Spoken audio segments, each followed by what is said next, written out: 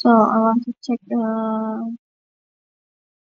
student balance for this student. After I check student balance, there is a generate to billing and terms twice. Okay, so there is a scholarship fee, the same like here. Okay, the billing and terms is generate twice. Okay. After I check the commentaries, there is no transfer program history. Okay. After I check here, I go to the registration form and check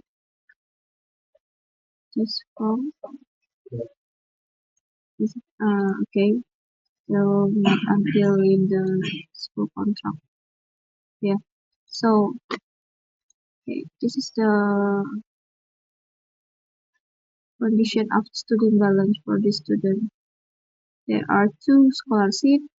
There are two registration fee, modality fee, DP, and the terms.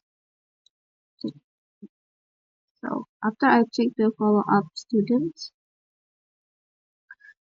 okay, just by one scholarship fee, registration and terms. But when I check in the operation lines, also generate uh, size, okay, two line and two terms, two billings. Also occur in the master transaction.